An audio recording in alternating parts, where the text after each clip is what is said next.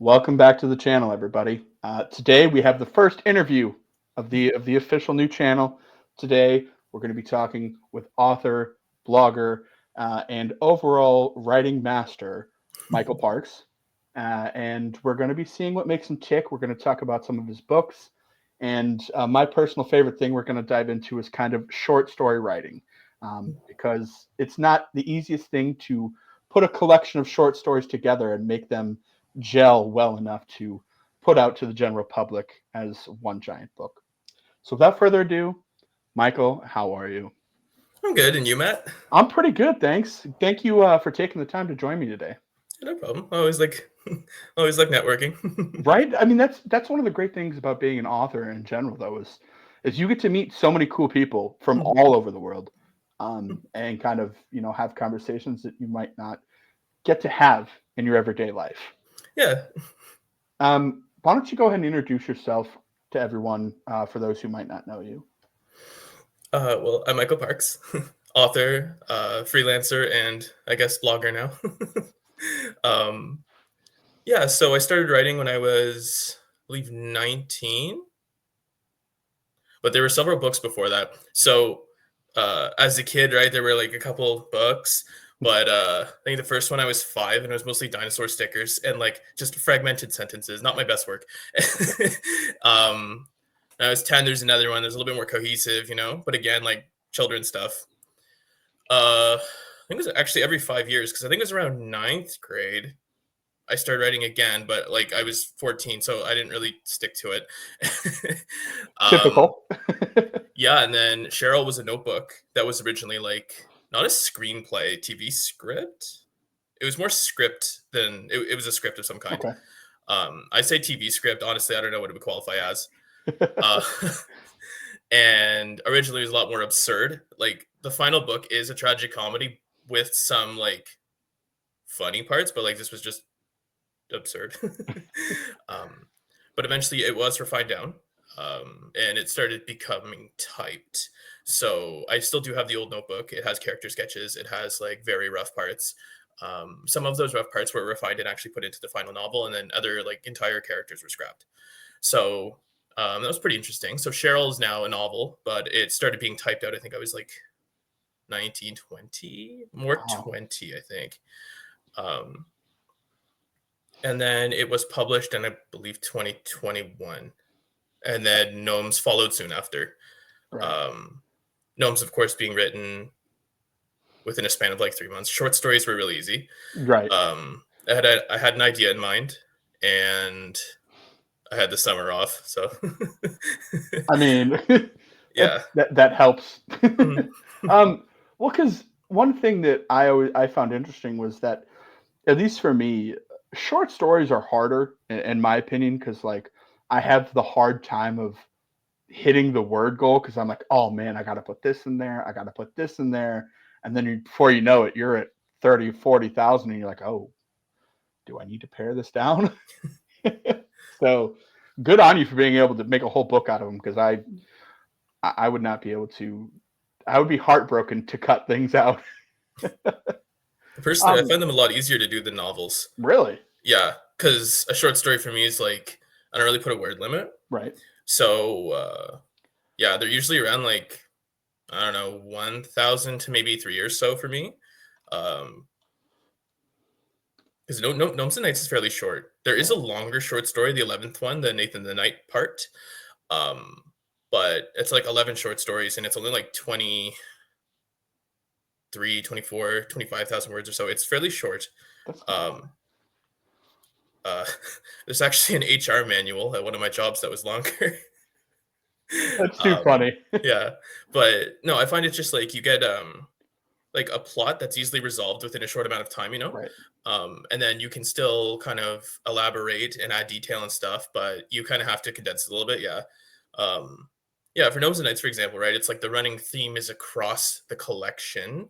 Um, well, it's written in 2 books, so the running theme is across the gnome section, but it's like there's rhyming and it's written with children in mind, although adults like it too. Right. But um, you have to have like a running theme across them. I find it's much easier if there's a running theme across several short stories, and then each short story has its own theme, right? So one's like a mole burrows in, or yeah, a mole burrows in, and there's like a conflict with Fred, right? Right. So there's conflict, there's resolution, it's cute, whatever. And then similar with other ones, right? Like I think I have the mole sleep dig into a cave in the fifth story. So again, it's like um he's lost in a cave is the problem. The resolution is he like digs his way back out, you know. Right. It's more just like a condensed story. Yeah, I Yeah. can see that. That's part of my problem though, is like I think, at least for me, is that I don't know, it would be finding themes that I could stick with for multiple short stories, because Yeah. that's hard for me, because I'll bounce around and then I'm like, I don't feel like working on that anymore. I pretty much said everything I need to say, and then it's like, oh, you got to do like 20 more. Yeah. Did you self-publish both of those? I did, yes. I looked into it, and it's like it seems like the best way. Right. Because I have my team of beta readers, and one's like an elementary school teacher, so I'm not worried about grammar. I have editors and beta readers, so I'm like, there's enough of a team here for quality control. Right. Um, so, because yeah, it's like TradPub isn't really worth it anymore, I would say. I mean, like for some people, yes, but in Right. my case, especially retaining full rights to my work was a big thing for me. Yeah. So that kind of overrode any and all benefits that would come from Right. other methods. Because I mean, really, the options are self pub or trad pub, or some would say small press is its own thing, but I mean, it's trad pub. It So, is to an um, extent. I Yeah. mean, there's hybrid publishing, but I mean, Right. if you ever looked at that industry, it's like no. No, no, yeah, and that's a thin line too, because um, I work for an indie publisher and Yeah, a smaller press, and that's one thing that we pride ourselves on too. Is like in our contracts that we give you, it's you own the rights to everything at any time. You can withdraw. We are Mhm. basically renting the rights to do everything for you, Yeah, because and Creative James then gives advances, right? yes, Yeah. So yeah, so trad pub. yeah, so we basically, we're just like, hey, um, what is for those who haven't even thought about doing that route, what was like your um, experience with self-publishing? Was it super difficult, or was it something you were easily able to kind of look up some things and learn? um, when I was during completion of Cheryl, I was like, oops, I wrote a whole novel. um, because it started for fun, right? Then I was like, oh, this is like 40,000 words. I have an editor. I've commissioned the cover art and everything. I was like, I guess I have to start looking into that. So I looked into it, and uh, I don't know, for TradPub, it's like, well, uh, the sheer number of houses, because like there's a couple big ones, right? But then like there's Right. all these like little ones, and I did not know about hybrid stuff at the time. Although like hybrid's like gray area at best, usually really scammy at worst. But Yeah. um, it's like, oh, this is kind of a lot. And at the time, I wasn't on like author Twitter or writing community or anything. So, uh, yeah, I did it myself, and I was just kind of like, okay, I'll go with KDP. And KDP was like, yeah, that was rock solid. A lot of people, I think I did look into Ingram Spark, but a lot of people don't like it for some reason. So it's like, okay, good thing I didn't choose that one. I've heard mixed, because I know even for us as a publisher, we've had, as of late, some issues with them, with coordination between Amazon and them and us. Yeah, And I've heard a lot of things that they're not great now. yeah, it's I mean it's and it might improve again, and if they fix those few things, but honestly, in the publishing world, who knows? One day could be Yeah, one thing. That's what I'm learning working in this industry, is that it's you just every day is different. yeah.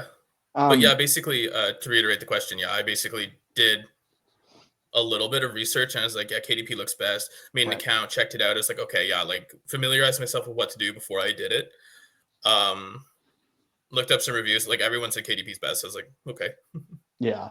And I yeah, think you did it right too, because you actually, you put a team behind you, which is what a lot of people can sometimes forget to do when they self-publish. You still have that team of beta readers, you still have editors, you still have, hire somebody for a cover. So you're still going through the process of basically what you would if you got a publisher. yeah. You're just doing it, you're hiring it out yourself, and you're finding those people yourself, and kind of gathering everything up and sending it out. So Although I did make the mistake. I mean, I fixed it after, but I made the mistake of maybe rushing a bit at first. right. Um, Obviously, okay, this was caught really fast, but the original Cheryl, there are 6 misprints. there was a couple editing oopsies, Right. especially chapter 7. I think it was just like, I don't know, a typo or two. There's one sentence that just kind of ended. So one mistake I made was I was the last pair of eyes that read this before I published it, and that was wrong, and I should not have done that.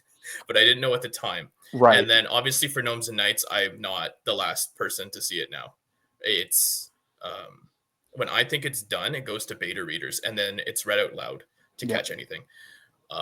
So that was one mistake. It was caught right away because someone read it, and thankfully it was mostly like friends and family about at this point, so it wasn't like wide yet.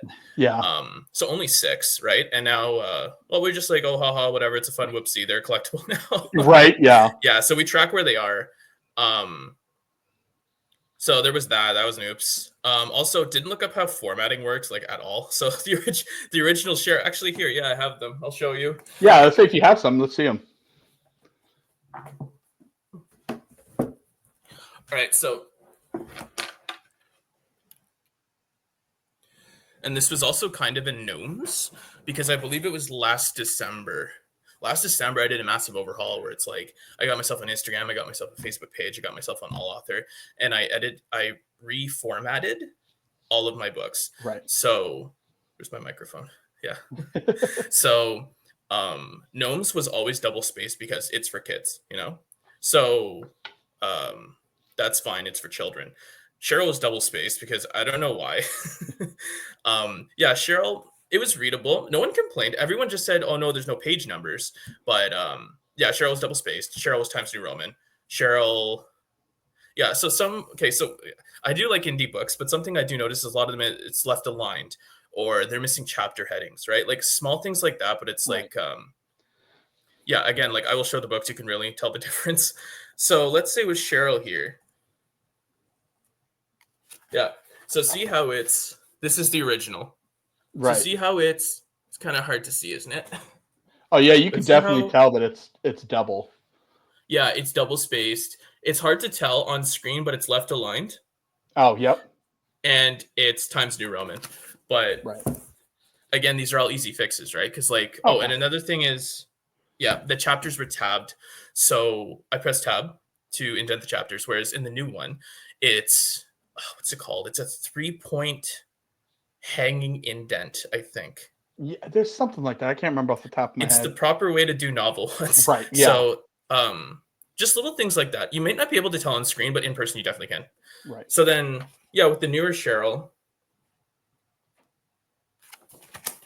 So see how in the newer Cheryl it's aligned. Yep. It's not double spaced. It's Baskerville Old Face font, I believe. You got the page numbers. Yep. And the one thing that isn't to standard is see the little page break. Oh, yeah. I put 5 asterisks instead of 3. I think you're supposed to put 3. I just put 5 because I like 5. Right. Well, that's the thing too. And I took out all in taro banks too. Right. Yeah. Not supposed to have that exclamation point question mark thing, so out it went.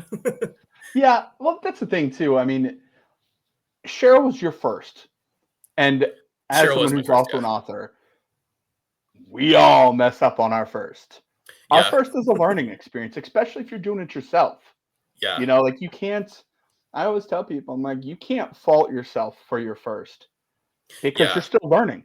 You know, once you get 2, 3, 4, you're gonna be like, oh man, I've learned X, Y, Z, P, and it's gonna come out a better product because you're like, oh hey, I need more than 2 beta readers. I need this formatting program. I need, and you learn along the way. And I think it's just being an author is one of those things where you're constantly learning and evolving. Yeah, because like all the people who helped said that too. It's like for your first try, this is really good. And I didn't really see it at first.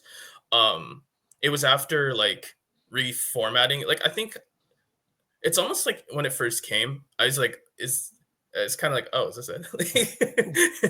Yep. But yeah, I think the feeling of like, oh, okay, this is a novel came more when it was redone. You know, like, yeah, I like it now. Well, that's the thing though. It's the old saying is that we're our own worst critics. Yeah, we really are. We're going to be the most judgmental of our work. We're going to be the ones that see things that other people might not because we're the ones that created that. We're the ones that sat there and stared at it for hours and hours and months on end. Yeah. and somebody's just picking up for the first time when it's been refined is like, oh, this looks great. And in the back of your head, you're like, if you only knew. Yeah, But it's all part of the process. It's just that's the only thing you can say about it. I mean, it can be tough, especially if you're really really harsh on yourself. yeah. Um, it can be a tough process, but you put the right people behind you and you keep an open mind to be able to learn and grow, you'll do just fine. Plus, I mean, most mistakes you can fix, like, especially ebooks. Oh If yeah, you reformat a Kindle, you can just put out a PSA that says, like, "Oh, by the way, if you, like, delete it, not from your library, not from your Amazon library, but, like, undownload it and re-download it, it's yep, reformatted." exactly. And Yeah, that's one of the great things about those too is that it makes it a little bit more accessible as if you were in print. Then you got 100, 200 copies floating around, and you're like, yeah. oh crap, we're in it now. We can't recall all these. Yeah. Because I had the same thing with mine. So my book has been out once already, Mm, and it we noticed, oh man, there's a lot of stuff jumbled, misspelled, and thankfully, only 5 people bought it in pre-order before it got taken off the shelf. And it went to a new publisher, and now, I just finished looking at the new galleys last night to approve them.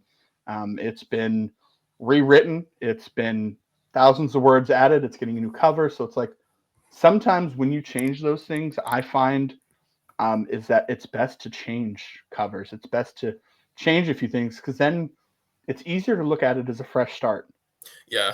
and you don't want to be like synonymously tied with, oh hey, that cover, that book. And if you keep the cover the same, then you're like kind of get that same stigma around Mhm. it.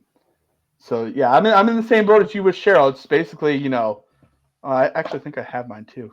Hold on. Hey, here we go. This was the first one, the first cover to the first one. The cover's Uh, nice, though. yeah, oh, I love it. I Yeah. actually had a hand in creating it, and it depicts one of the scenes in the book. Mm, Um, but yeah, I was just like, new publisher was like, hey, do you want a new cover? I'm like, yes. mm. I feel like we just rewrote this. We added a lot of things. We changed some things. I just think it would give it that extra here I am world. Here's my debut Yeah. all over again.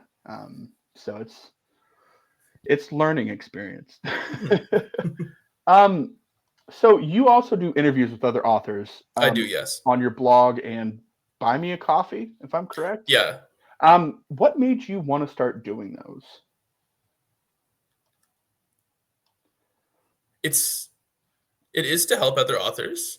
Um, Obviously, as many people who follow me will know, I do freelance. Right. What started as kind of like for fun over one summer between uni semesters is now kind of like what I do. Right. Um, and again, anyone who follows me, it's obvious who my current client is. It's in our gallery. Right. Yeah. um, but basically, in doing that, I learned, um, to put it bluntly, I learned why a lot of freelancers don't do authors. Um, because it's really hard to hire marketing or PR for an author. Uh, I don't know what it is. It's just so much easier to do small business. Like I can write like a small business coded, Right. small business coded Facebook post, and it'll get like 20 plus shares. And all you have to do is appeal to emotion. Yeah, appeal to emotion, put in call to action, all that normal marketing stuff works flawlessly, right? And then you do the same thing for authors, not so much for some reason. I don't know if people almost hate to put a face to the brand, but like it's like, oh, this is a person. Yeah. It gets less traction. Whereas, Right. oh, this is like a small business, it gets way more traction. I'm not sure what that is. Right. um, but I also did notice like there were things I was catching that were like, oh boy, right? It's like, um, and it's once you start to notice it with a few people, you notice it everywhere, right? So it's like this website is not navigable, or there's no social media links on here, or dead links, broken links, um, naked email, right? Like that's a huge that no, don't do Right. that. Yeah. So you notice all these things, and then you start to notice it everywhere, and Yeah, so as a part of that, it's kind of like, well, uh, as part of Buy Me a Coffee, right? It's like a lot of things authors struggle with visibility and stuff like that, but it's like they're kind of actively working against themselves SEO wise. Right. Um, they don't use like they'll use several different names, right? So it's like their pen name is one thing, but how they refer to themselves is another. So it's like you use your pen name. Yeah. That's Or a problem. yeah, naked email. Don't do that. Yeah, I learned that early on before I even started authoring. Because Yeah. at the bottom of mine, it has my signature, my company, how to get in touch with them, Mm, my stuff, and how to get my stuff. Because it's one of those things too that it's something that if you don't do that, you will constantly have to repeat it. mm. But if you give people easy access to those things, they're not asking you that question a million times Yeah. Which because also is it's right another there. thing. I find you had to go on like a treasure hunt for some of their book links or their social media. Like Right. they wouldn't put their social media on their website and they wouldn't use their pen name for their social media. It was impossible to find some of these Why? people. And so anyway, for author interviews, with all that, it was kind of like I started making people put in their backlinks. It's like you got to put your website, you have to Yep. answer in paragraphs, you have to like put your links in. I let them just get away with a link tree because it's the same thing. Right. I think it might work more in their favor if they put the website link, and I'm not sure about social links. I know website link definitely would help SEO, Oh yeah. but just stuff like that, answer in paragraphs. I think a lot of the time, yeah, some of them are just sentences, right? It's like you got to put more both for SEO and like you're presenting yourself to the Yeah. public, like That's part of the problem though. I've had people authors who are like super chatty, super out there, hmm but then you get the ones who they're amazing, wonderful writers and they can sell the hell out of books, yeah, but they don't have they don't have the skills to sit there and talk about themselves, and they don't have much to say, and it's not because they don't want to. They hmm just don't. Like writing, people don't understand that too. It's a whole different thing than writing a book, because when you're writing a book, you're getting lost in a world that you're creating, and you're not, sitting there talking about yourself and yeah, advertising. And so it's something that you just have to practice and keep doing. I personally tell people when I do interviews and I do things, I will, if you have a link tree, cool. But if you have a website, what I do is I put the website first and then the yeah, link tree below it. So you're automatically driving traffic to where it's going to matter most. hmm Um, and that's another thing too. You have to have your socials linked on your website somewhere, top, bottom, middle, whatever. But you have to have them on there, because otherwise, why are you why are you doing it? yeah, Like it's you want you when you do a website, you want to be able to have it be an all-in-one hub 24/7. You want people to be able to find whatever your website is about, whatever you're selling, where to find you for everything. Like you want to make sure you cover all the bases. Otherwise, yeah, absolutely. it doesn't do anything. Like I had to take an SEO course, because I was like, look, if I'm going to do this, I have to.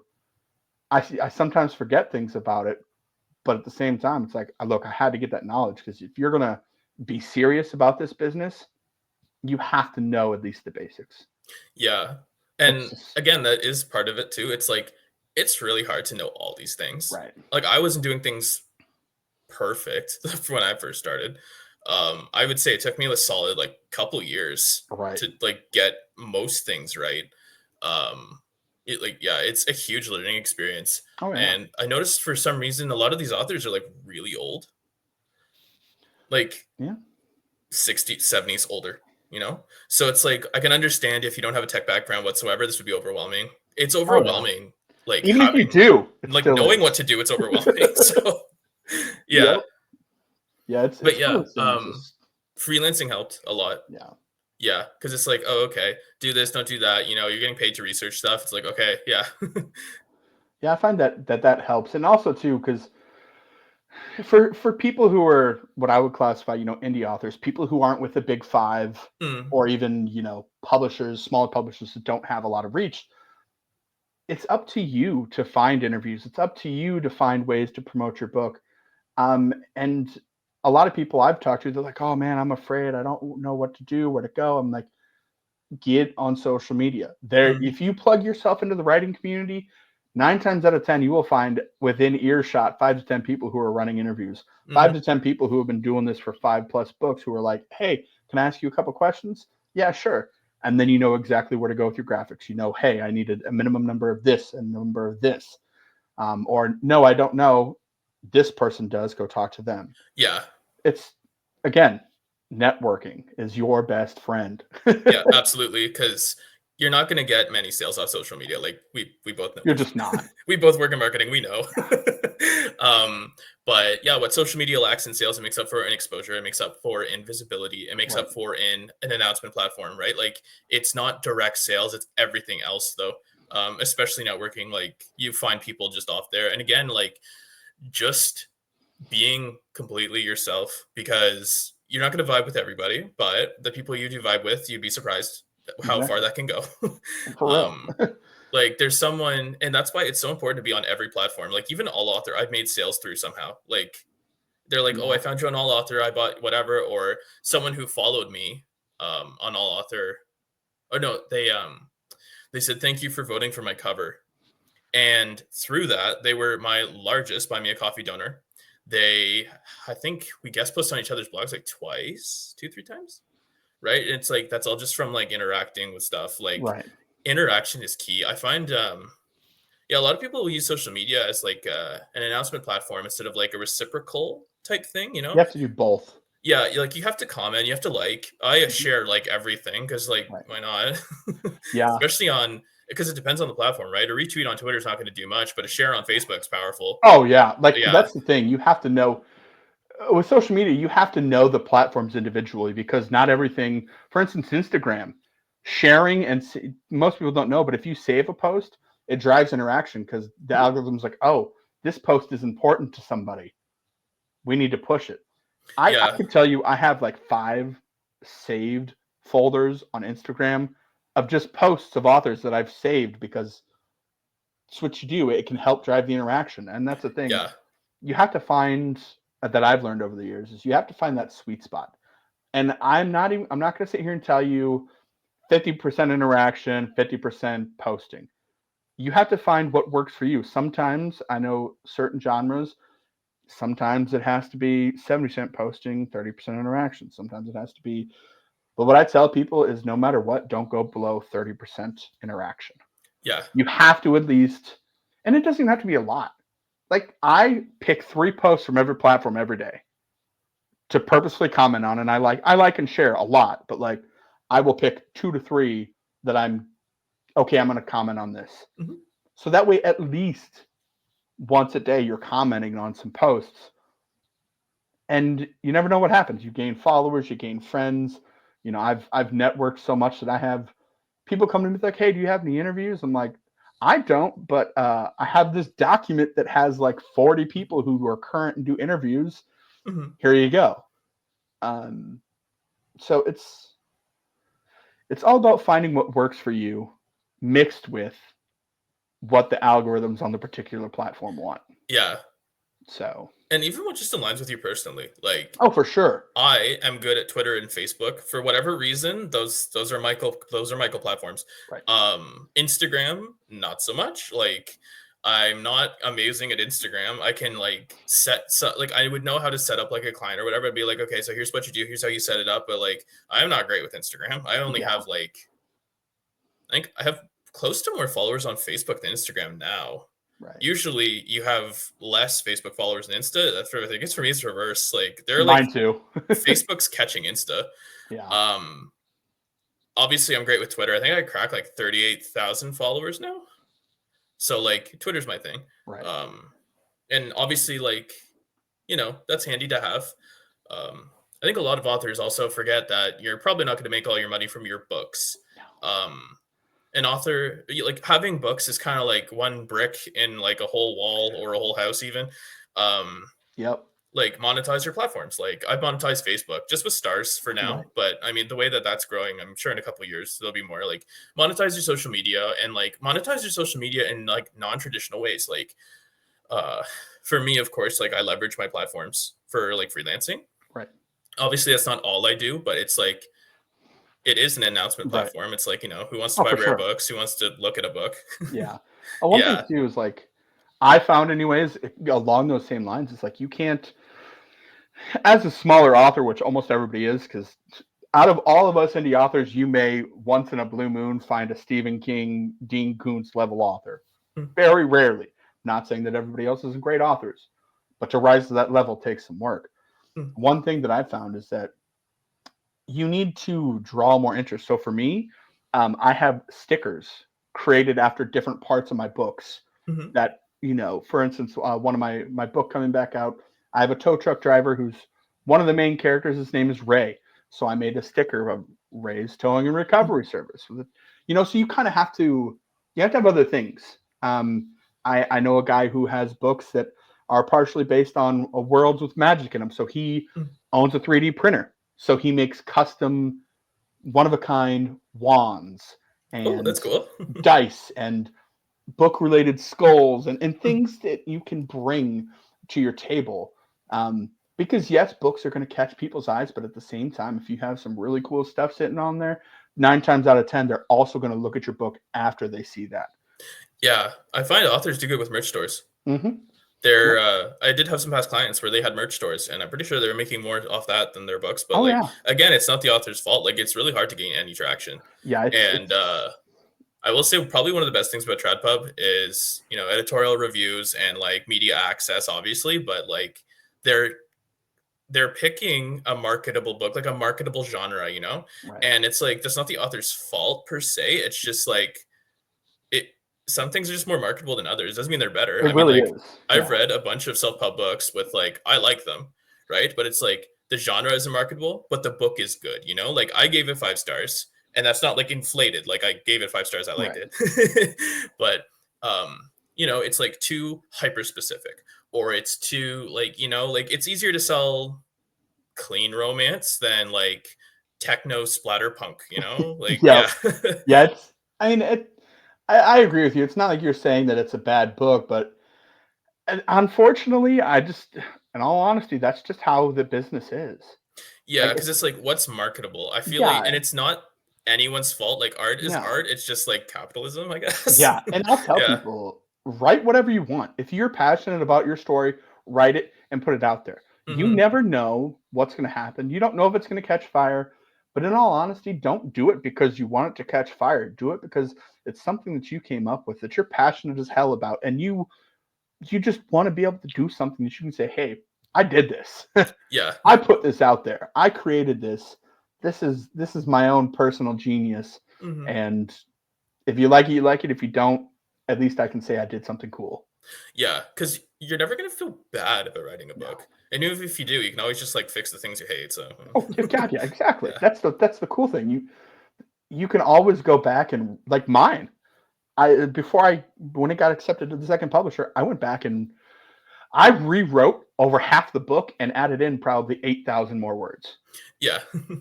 because I made the mistake again. First books, when I sent it to the first publisher, guess what? I hadn't reread the book since I wrote it. Hmm. I didn't touch it. I didn't want to look at it. I was like, I'm done with this. Either somebody wants it or they don't. If not, it's going to stay in a folder. And I came to learn. I'm like, you can't do that. You need to you need to have other people read it. You need to reread it yourself several Yeah. times. You need to. I didn't do any beta readers either. I didn't know what that was. I didn't. And so now I've informed myself and I'm like, hey man, I've got a form for beta readers to sign up. I've got a form for ARC readers to sign up. Got an email list. So just learn and write what you want to write because you love it. Don't write because it's what's popular. Yeah. That's otherwise you'll be miserable. You will. So You got to write what you want to write, and if it sells, it sells. If it doesn't, it doesn't. But it's all about leveraging. It's exactly. I feel like being an author gives you a platform Oh because yeah. you're kind of forced to have one now. It's like you wrote a book, now you're a public figure, like it or not.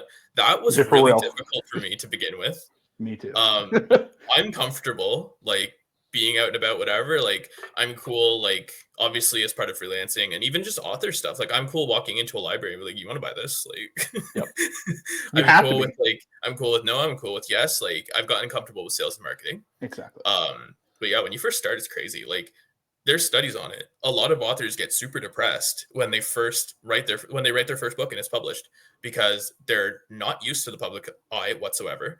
They're not used to being a public figure. It is so much at once. Like a lot of people have like post book blues, and Oh yeah. apparently it's a real phenomenon Oh, it that you don't is. even see talked about in writing circles. Like, It's crazy to see. And then I know I could tell people a million times till I'm blue in the face, but man, if you want to be an author, the one thing that you absolutely 100% have to be comfortable with is reviews. Not mhm, everybody's going to love your book. Your book's not going to be for everybody. And if they read it and you want to grow as an author, you need to just trust that you're going to get bad reviews, you're going to get great reviews, and you're going to get mediocre reviews. yeah, But don't dwell on the bad ones. Take it as a learning experience. Be like, okay, whatever that person said, is it true? Let me look at that about the portion that they talked about. Is that something that I can change and fix maybe? Or if not, maybe it's just their personal opinion. You just have to look at it and take it with a grain of salt because if you can't handle bad reviews, it's not the business for you. yeah, It's not. I'm sorry, but it's not because you're going to get them. hmm, And no matter what you do, you could write a perfect book and you're still going to get that one person yeah, that wants to come spoil your parade. Um, it's just the world we live in. yeah. You even see it with like near perfect literature, like The Help. Yep. The one-star reviews say like Skeeter has like white hero syndrome. It's Yeah. like that's the book. That's the book, but yeah, it's so dumb. Yeah. Um, a question I love to ask people is, and especially I think you might have some authors that we've never heard of just because we're in different geographical locations. Hmm. Um, what was your favorite book or author to read as a kid? Like what age? Any age, just which book or author stands out to you the most? Like, oh man, I have to read XYZ, whatever they put out, or a certain book that you went back to multiple times. Uh, a book I went back to a bunch of times is definitely The Help. I don't know what it was about that one. I don't know why 1960s Mississippi has such a cling hold on me, but yeah, I love The Help. I've reread it several times. Used to love it as a kid. Remember in middle school, I reread it a bunch of times. Uh, it's actually this one time. So someone did a report on it, Oh Lord. and it's middle school. We're like 12. So I was like, I've read this thing like a bunch of times. I've memorized this book at that time. I don't think I memorized it now, but I memorized it then. And I was like, hey, like, you didn't mention the pie scene. She's like, I did not. She was like, I didn't know how to do It's that. one Okay, of my like, favorite things. I'm gonna be honest. That's one of my favorite things. and I don't blame her because it's like, how do you put that into a formal book report, like presentation? And also, it's Yeah. middle school. Everyone's 12. Like, Yep, you exactly. wouldn't be able to. The class would be unteachable after that. That teacher would be done. They're just like, Yeah, I can't handle this the day would be anymore. ruined. Yeah, that is a good book though. Honestly, what did you think of the movie? Did you ever watch it? Yeah, I've watched the movie a couple times and I liked it. Yeah, Because I that's one interesting thing that I sometimes have a hard time with is book to movie. yeah, Because sometimes, it's like what we talked about, the doing it because it's popular. They'll change a lot of things because certain things are more popular, so they'll hmm, change a name or a location to somewhere more popular. 9 times out of 10 it gets changed to New York City because for whatever reason that's hmm, just what people think about. But um I find that it's so hit and miss. For example, um, there's a new TV show. Well, not even new. It's about to be season 3, but it's called Reacher. hmm. It's based off the Jack Reacher novels. They did a movie with Tom Cruise before, um, and then you read the books and you're like, wait a second, not really super the same thing. And then you come to find the new series with Alan Richardson that each season is based off of one book. Hmm. So they're going specifically book by book instead of, hey, let me pick and choose from this book what I want to put in there, Hmm. to try and be as factually accurate as possible. Um, outside of writing and blogging and those fun things that we do, what are some of your other hobbies and things that you enjoy? Um, I'm a big painter. Used to be a big painter. Haven't done it in a while. I have a stack of paintings in my closet though. So I love some painting. Um, Hiking as well, I find. If I go for like a walk or wander around a forest, it Yeah. helps with writing a lot. You guys Um, have some beautiful provincial parks. yeah. I'll just give Uh, that to you compared to we have some good ones too, but nothing compared to some of the ones I've seen up there. yeah, where I am in Ontario, there's a lot of it's a Oh small god, town, yeah. like most of Canada. And yeah, there's trails everywhere. It's nice. There's actually like two, three, no, one, two, three separate trails on like the same road Oh, beside like jeez. near my house. Yeah. I think two of them are the same wildlife preserve, but they're different entrances. Oh, nice. Yeah. That's awesome. Yeah, it's Yeah. one of Yeah, I the love hiking, beautiful love things. painting. I used to teach myself Spanish. I think during the pandemic, I picked up a bunch of hobbies that I have not picked up since. I Right. learned some Spanish. Yeah, I used to be a big painter. I still have painting supplies over there. Um, Hiking, painting. Um, for you, what is the best piece of advice, writing advice, that you've been given so far on your journey? Specific to writing itself. Mhm. Okay.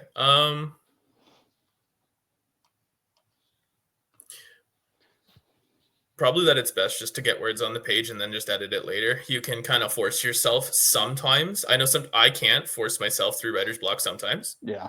but I'm like, well, I'm stuck on this scene. Just write something. Yeah. I know a lot of people say like put into brackets like something fun happens here, or something that moves the plot along happens here, or the brackets approach. But I also use the fragment approach where it's like, okay, I don't know what to put here, so I just start writing anything, and then I'll have like a couple paragraphs that is not really related to what was going on before. Right. And then you write up to it, or like the story comes to match those paragraphs, or you kind of fiddle things around, like just to get things something going. It's the same Right. way writing a short story can be helpful when you're writing a longer work. Like if you're writing a novel, like short story breaks can be very helpful. Just keep things flowing, new ideas. Right. But yeah, just getting words on the page and then editing them later, I find that was really good advice. Yeah, I've gotten that same one. That was one of the first things that I got because, and it's proven to be more valuable than people think. Because, like for example, Mhm. the book that I just finished and sent off for editing, it started as a novella idea, and I literally wrote probably 600 words, and then I'm Mhm. like, this is going nowhere, and I put it down. I picked it back up in June, this last June, at 500 words. Last month, I sent it for editing with 53,500, Mhm. which is a very short time to write that much. Yeah, But it it's a just lot. goes, well, it just goes to show, like sometimes you have to shelve something and come back to it, Mhm. and then you're going to be like, I just got explosive, like I couldn't stop writing, and I was like, okay, this approach definitely works. Yeah. And I also have like 4 open stories at once, so it's like, Mhm. will all of those go somewhere? No, but it gives you something else to work on, and then you're like, "Oh, for this other story, that would actually work. Let me go back Hmm. and add that," and then you just keep going. What are some Um, of your other stories about? so did I tell you about have I ever told you about my first one? I don't know if I have or not. The Small Town Chaos? You mentioned it previously in the interview. I don't know how much detail though. So Small Town Chaos, which comes back out sometime early 2025, is a story based in a really small rural town in Iowa, set in the 90s. Mhm. Um, and it's about a really small town that experiences the most gruesome murder in history. Mhm. And it follows the chief. It's retold from his point of view. And it's basically they go through and they're trying to solve this murder so they can bring the town back to peace. Because anybody who knows anything about small towns, everybody's really nosy and everybody's in Yeah. everything. Especially here in the Midwest. The smaller you get, the more it's like, hey, I know your underwear size, I know your shoe size, I know Mhm. just about everything. Um, and it just chronological is how they solved it, and the struggles of small town policing and having to bring in outside help, and um, it was really fun to write because it's all. I got my degree in criminal justice and psychology, Mhm. um, and I barely used it to be honest. And I'm like, what can I write that I know about? All the police procedures in it are factual. The equipment is factual for the time period. Oh. So everything is to the point. Yeah. Um, And for me, that was important, just to give people that kind of thing. The second one that'll be out is called My Life's Misadventures. It follows a guy named Jack Samuels, and he lands himself in prison for life Mhm. for murder. And so it was a new way of writing for me. It starts as him in prison, and then he's like, well, I guess I better tell the story. And it flashes back from his childhood to when problems started until what lands him in prison. And then once he's sentenced, it flashes back forward and it starts with him in prison and chronicles his journey from there on Oh, out. that's cool. So it was really fun to write. Mhm. It was it's definitely in all of my stories, you will see a lot of the Midwest because, again, I write about what I know and things I know about. I just find it easier to be able to expand on things if I know about them. Mhm. And then I'm only working on one other one after that. So it's just basically it's called the Grid Jumper, and I'll leave that one to mystery because that title can be interpreted in many ways, Mhm. and it's not going to be out for a very long time. So it's only like 12,000 words in. Hmm. With two jobs and trying to get this book back out, you don't got much time. It is hard to find the time to write, yeah. you know, and and that's that. And when that's what I do for a living, I help other authors get their stuff out, and that's so sometimes it doesn't always leave the time for me and all of my social media and everything else because you come home from one job, go straight into another, and then after that you're more than mildly exhausted. Yeah. So it I find social media takes away the time from writing for a lot of authors. I I'll be honest, I spend more time on social media than I even want to care to admit Yeah, me too. between like hobby scrolling stuff. I run the social media for our company Mhm. and I run my own social media platforms specifically for because I don't have any personal social media. I mean, well, that's a lie. I have a Facebook page. Mm. That's just because you have to have one to have a work Facebook page and things like that. Other than that, I don't have everything is just for my brand. Yeah, same. I don't feel the need to have a million pages. Like I can still scroll Instagram Reels and it's not going to do anything to the traction on my page. Like it's not going to do anything. Um, how many works in progress do you have at this very moment? Uh, there's a shelved Twitter strategy ebook I wanted to put Oh, in Buy Me a Coffee. right. So part of the reason why I even got Buy Me a Coffee in the first place was I saw it was a good opportunity for blogging because I wanted to have a blog because, as you know, guest posts are great. Um, they're cheap, they're like not low effort. Like you have to write a post, like that can be those are long sometimes. Yeah. But it's a good it's a good idea to have guest posts going on your blog and other people's blogs. Right. So I'm like, okay, well, guest posting's going great with me on other people's blogs. I should probably start hosting these. Uh, Yep. and Goodreads doesn't really cut it. I would say I just announce stuff on Goodreads. I don't really use it says blog, but like not really, So and then my website doesn't have a blog because it's supposed to be kind of like it's just like, this is me, this is my books, Right. these are my alma maters, here's my social media, like Yeah, I did the opposite of you. I created my website around my blog. So my website has my blog. It has a section for poetry since I write a lot of it and it was just another way for me to share. It also has a landing page that has my bio, a picture and all my socials. And then it also has a page for people to hire me to do, social media graphics or help you start your page or whatever that is and the rates that go for. yeah. I just other than that, I was like, yeah, I don't see the need for having a separate blog and a separate website. Just if you create it right, it's possible to have it all in one. Yeah. You have to put it together right. And I will give credit where credit's due. I did not build mine. So those of you that love my website, you can thank Tyler Wachowski because he created it and not me. I did create a lot of stuff, but he did the SEO, he did the building. Um, because I was not about to spend all the money that I spent Yeah. and butcher it. Because for those who don't know, having a website comes with a lot of expenses. Like, for example, I pay a $13 domain name fee every year to keep it. I pay $170 to be able to have all of the website itself and all of the tabs and pages and sections and the wordage, links, everything. When you do it right, it's not the cheapest process. No, websites can be Um, expensive. Yeah. Thankfully, it's once a year because you can save for it. But in order to do it right, do things right, it requires the equity. It just Mhm. does. And I wanted to do it right the first time instead of let me try and figure this out and cobble it as I go.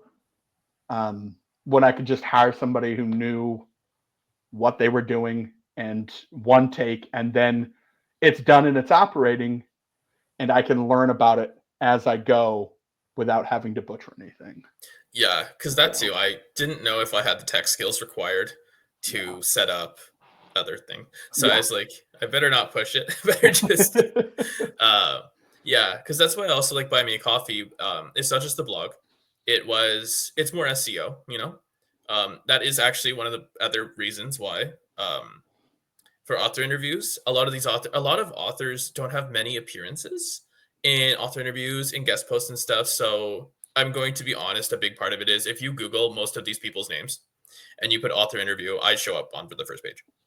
yep, So it's like, it okay, you helps found your author. Here's information about the author. Also, here's Michael. Also, here's a bunch of other author interviews. It benefits everybody. exactly. Because then the whole catalog of author interviews is right there. You can learn more about me, etc. Like, there's many reasons why I chose Buy Me a Coffee. Um, but yeah, SEO, obviously, guest posting, networking. Right. Um, I also just like having, honestly, the gallery and because like there's Cheryl screensavers. I found them on Quote Fancy, and I was like, no way, because Quote Fancy is you have to pay to have it. So someone with a Quote Fancy subscription found a Goodreads quote that I could not get off of Goodreads. I was like, oh, this quote, and like I put it and I couldn't take it off, and I was like, I guess it's there now. So someone took that and they made it just screensaver twice, and I have both of them. One of them is my screensaver. I have yeah. There's one I think with like mountains and clouds, and one with the sea. I have the sea one, and both those screensavers are on my Buy Me a Coffee. I love them. I don't know who made them, but they're great, and I love them. Um, but yeah, so basically, there's the blog, right? There's the donations page. So I don't have Buy Me a Coffee per se for donations, but that is a satellite benefit. I've made like $5, but like, I mean, the option's there. I find a Exactly. lot of marketing is just giving people the option to do something, right? Like, Yep. it helps. It just helps to show up in as many places as possible. The But more yeah, honestly, options. for Buy Me a Coffee, I chose that over like a website blog because it has so many features that I would not be able to put in myself. Right. And it's in a way pays you to have it because of the donations. Right. Yeah. But Exactly. yeah, so blog gallery, right? Like I like the gallery. I like having like a nice blog. Right. Um, I like being able to schedule things because again, I don't know if I know how to schedule stuff on like a website one. I don't know how you'd set that. Like I don't know if you have to set up the ability to do that. So I'm like, okay, yeah, Right. like Buy Me a Coffee can do that. Yeah. That's why mine is great because Yeah. it automatically comes with that. So I have WordPress is who I built mine through. Yeah, me That's an too. automatic option. Mhm. And that's speaking of like scheduling for all you writers and everybody, that is your best friend. I schedule so many, like the only platforms you can't. So Threads, you can't, but X, Facebook, Instagram, you can schedule if you link your Instagram to your Facebook, Mhm. which most people don't know. But yeah, for the company, I schedule 2 weeks at a time, Yeah. and then that's done, and you only have to work on the day to day. Scheduling is your best friend. It It will really is. help you and save your brain. Yeah. So, I know when I first started, I would Hootsuite like all my tweets for the day or the week. right. Um, I think they changed their payment thing, so it's no longer free. So I don't think I don't use Hootsuite anymore. Yeah. But there used to be a time when I'd schedule. We had a Yep. marketing internship where, yeah, like part of the job was to schedule tweets in Hootsuite. And again, one of the benefits of buying me a coffee is I have like 35 or 36 author interviews like scheduled every Monday and Friday until like mid-November. Yeah, you're pretty solidly booked. I remember Yeah. when I got mine on there, you're like, yeah, the next day it came out and you're like, yeah, we're not taking any new ones right now because we're booked for like the next like 8 months. I'm like, well, that's a good problem to have. Yeah. That's not a bad thing. That just There's means something like 60 posted and scheduled, close to 60. It's in the mid 50s at least. that's crazy. Yeah. Oh, and the other thing with Buy Me a Coffee is I had an e-store. That Yep. was another reason. Because oh yeah, sorry, you asked me about my work in progress is. Yeah, so I had a Twitter strategy guide because there was a time I was thinking, could I write like a marketing ebook or like marketing book? And it's like, Right. no, it's way too much. That is so much to know. There's so much to continue to master. It's like you can't make a definitive guide on something that changes always. It's ever changing. Yeah, so I was like, well, I'm pretty solid with Twitter. So I started writing a little Twitter ebook and I was like, well, this doesn't really fit my brand on Amazon. Like, you know how like I'm a fiction author Right. and it's like, you know, Cheryl Gnome's a horror novel in the works. Like, you know, it's more like fiction, long form, it's not reference. So I Right. was like, okay, well, this is a separate thing on its own. Also, it's too short. I think it would be too short to like publish even as an ebook. Right. So I was like, this can go and buy me a coffee for like 99 cents or like Yeah. $1.99, like, you know, just to give it more of a purpose. That was shelved because I don't know. It's kind of like, maybe nonfiction is just really boring. I don't know. Fiction's so much more fun. Yeah. It's And then my current work in progress is a horror novel. It is pretty far along. I think it's close to 50K words at this point. I think it's like 46, 47. And it's kind of based on more like Lovecraftian / like weird cosmic horror. But I want it to be more like a non-reliable narrator because have you heard of like The Haunting of Hill House? yes. Okay, so like in the book, it's unclear if Nell is insane, psychic, or if the house is genuinely that haunted. Right. And I'd like something like that for this one as well. So I'm taking the approach where it's like, is Elijah, he's 8, right? So it's like, it's a kid. So it's like, is this child just that imaginative, right? Being isolated on this farm surrounded by woodland, you know? Is his imagination running wild? Is he just gone insane, right? Like, or because again, the conditions are such that like, there's like a tyrannical patriarch. It's incredibly religious and like, they're very isolated. There's no phones, there's no TV. Right. He has a sister and a sister alone. So it's kind of like, has he just gone nuts? Or like hallucinations? Or is it like, is he actually accessing things from like God knows where? You know, like, you know? Yeah. So it's hard to get that good. That's why this is taking so long. There's also been like just delays. Sometimes like, you know, clients can be, it depends on what's going on with the client, right? 'Cause sometimes that is like a lot at once. Yeah. If you have to like pull inventory for like a whole day to sell to a university or something. Or like back before I graduated, right? If like a uni semester was like heavy. Because if you have like, I don't know, 2 like high level advanced accounting courses in the same semester, that can be a lot sometimes. So Yep. there have been delays, but it's coming along. But it has to be kind of like whatever entity or perceived entity, it has to represent an emotion or like Right. a struggle for the character, like in their personal life, right? So it's Right. like, it can't just be big scary monster, right? It has to be this bizarre thing represents fear or represents like the fear of loss or the fear of something, right? So like in Elijah's case, he is probably, what would he be most terrified of? Let's say fear of loss, I guess, right? So like whatever entity he encounters or thinks he encountered, Right. it has to represent his fear of loss or his fear of like, you know, it has to have it has to tie into the character's emotions. Otherwise it's just big scary monster. It doesn't like Yeah. yeah. And That's cosmic horror, it's hard to do that.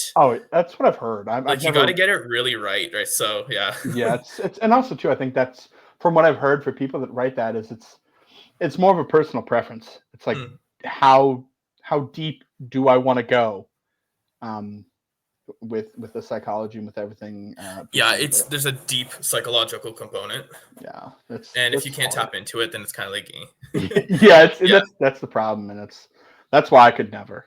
Mhm. Um, to end off here, do you have anything coming up that you want to share? Do you have any sales, any upcoming posts or interviews that you would like to plug? Uh, Only thing I can think of right now is I have a podcast appearance. Got on January 5th with Sean Fitzgerald. That's another horror author, I believe. Horror, yeah. I think so. Yeah, I've heard the So name. I don't know when that goes up, but I'm gonna appear on a podcast. In the description, guys, I will have all of his socials and his website and everything. So if that's something you are interested in, or you want to check out the Buy Me a Coffee or anything like that, it will be linked in the description so you can check it out for yourselves. And as always, I encourage you to check out both of his books, so that way you can discover a new author for the day. Michael, thank you so much for taking some time to chat with me today. I really appreciate it. Yeah, it's great talking with you, Matt. All right, have a great rest of your day. You too.